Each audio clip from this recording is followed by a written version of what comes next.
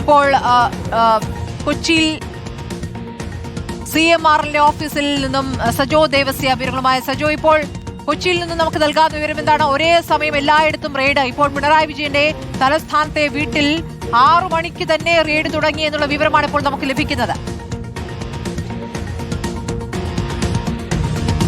സ്മൃതി, ഒരേ സമയം നിരവധി കേന്ദ്രങ്ങളിൽ റെയ്ഡ്. ഞാനിപ്പോൾ നിൽക്കുന്നത് ആലുവയിലെ CMRL ഓഫീസിലാണ്. ഇവിടെയും ഇപ്പോൾ പരിശോധന പുരോഗമിക്കുകയാണ്. നേരത്തെ തന്നെ, അതായത് ഇതിനു മുൻപും ഇവിടെ EDയുടെ പരിശോധന ഉണ്ടായിരുന്നതാണ്. നേരത്തെ ECR രജിസ്റ്റർ ചെയ്തതിന് തൊട്ടു പിന്നാലെ തന്നെ പരിശോധനയിലേക്ക് കടന്നതാണ്. ഒടുവിൽ ഇതൊരു കൂട്ടായ പ്ലാൻഡ് ആയിട്ടുള്ള ഒരു കോമ്പിംഗ് അല്ലെങ്കിൽ അങ്ങനെ ഒരു ഓപ്പറേഷനിലേക്ക് കടന്നതിന്റെ ഭാഗമായാണ് ഇവിടുത്തെയും, അതായത് കൊച്ചിൻ മിനറൽസ് ആൻഡ് റൊട്ടൈൽ ലിമിറ്റഡ് എന്ന ഈ സ്ഥാപനത്തിന്റെ ആലുവയിലെ കേന്ദ്രം, ആലുവയിലാണ് പ്രധാനപ്പെട്ട കേന്ദ്രമുള്ളത്. അവിടെയാണ് ഇപ്പോൾ പരിശോധന പുരോഗമിക്കുന്നത്. ഇവിടെയും പുലർച്ചയോടുകൂടി തന്നെ ഉദ്യോഗസ്ഥർ എത്തി.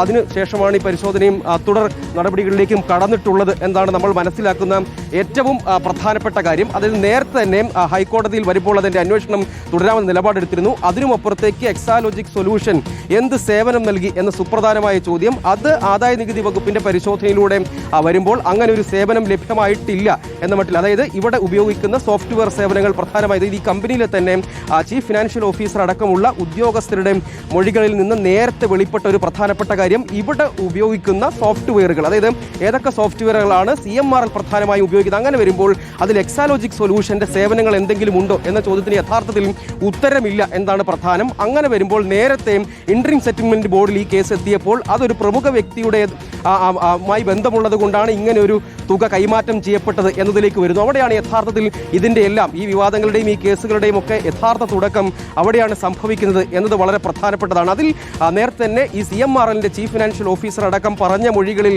അത് ഏറെക്കുറെ വ്യക്തമാകും വിധമായിരുന്നു. കാര്യങ്ങൾ എന്താണ് കാണേണ്ടത്, എന്ത് സേവനങ്ങൾ എക്സാലോജിക് സൊല്യൂഷനിൽ നിന്ന് തേടിയിട്ടുണ്ട് എന്ന് ചോദിച്ചാൽ യഥാർത്ഥത്തിൽ അങ്ങനെ ഒരു സേവനം ഇല്ല എന്ന നിലയിലേക്ക് കാര്യങ്ങൾ പോകുന്നു എന്നതാണ് അതിൽ ഏറ്റവും പ്രധാനപ്പെട്ട ഒരു കാര്യമായി മനസ്സിലാക്കേണ്ടത്. അങ്ങനെ വരുമ്പോൾ അതൊരു മാസപ്പടി സ്വഭാവത്തിലുള്ള ഒന്നായി മാറുന്നു എന്താണ് ഇതിലെ പ്രധാനപ്പെട്ട കാര്യം. അതായത് ശശിധരൻ കർത്തയുടെ ഉടമസ്ഥയിലുള്ള ഈ സ്ഥാപനം, അതിൽ തന്നെ ധാതു സമ്പുഷ്ടമായ കരിമണലുകളുടെ ഖനനം, അതിൻ്റെ വലിയ ശേഖരമുണ്ട്. അത് ഇത്തരത്തിൽ CMRLനെ സംബന്ധിച്ചിടത്തോളം തടസ്സങ്ങളില്ലാതെ ലഭ്യമാവുക എന്നതാണല്ലോ അതിലൊരു പ്രധാനപ്പെട്ട കാര്യം. അപ്പോൾ ആ ഖനനം സംബന്ധിച്ചുള്ള കാര്യങ്ങൾ നടക്കുന്നു. അതിനിടെ പ്രത്യേകിച്ച് ഒരു എന്ത് സേവനം എന്ന ചോദ്യത്തിന് യഥാർത്ഥത്തിൽ ഇപ്പോഴും ഉത്തരമില്ല എന്നതാണ്. അത് നേരത്തെ ഇൻട്രീം സെറ്റിൽമെന്റ് ബോർഡിൽ വന്നപ്പോൾ, അതായത് ആദായ നികുതിയുമായി ബന്ധപ്പെട്ട പ്രശ്നം വന്നപ്പോൾ തന്നെ ആണ് അതുമായി ബന്ധപ്പെട്ട ആരോപണങ്ങളിലേക്കും പ്രശ്നങ്ങളിലേക്കും അത് പിന്നീട് കേസിലേക്കും പോയത്. ഇവിടെയും പുലർച്ചെ തന്നെ ഉദ്യോഗസ്ഥരെത്തുകയും പരിശോധനയിലേക്ക് കടക്കുകയും ചെയ്തിട്ടുണ്ട്. ഞാൻ മനസ്സിലാക്കുന്ന പ്രകാരം ലോക്കൽ പോലീസിന്റെ ഏതെങ്കിലും തരത്തിലുള്ള സാന്നിധ്യമോ അവരെ അറിയിക്കുകയോ ചെയ്തിട്ടില്ല. വിവരങ്ങൾ ചോരാതിരിക്കാൻ വളരെ രഹസ്യമായി, അതീവ രഹസ്യമായി നടന്നുകൊണ്ടിരിക്കുന്ന റെയ്ഡാണ് എന്ന് വേണം മനസ്സിലാക്കാൻ. ഓരോ ബോക്സിലുമുള്ള ദൃശ്യങ്ങൾ പ്രേക്ഷകർ കാണാം. പിണറായിയുടെ തലസ്ഥാനത്തെ വീട്, കോഴിക്കോട് മുഹമ്മദ് റിയാസിന്റെ വീട്, CMRL ഓഫീസ് ആലുവ അടക്കമുള്ള ദൃശ്യങ്ങളാണ് ഇപ്പോൾ പ്രേക്ഷകർ കണ്ടുകൊണ്ടിരിക്കുന്നത്.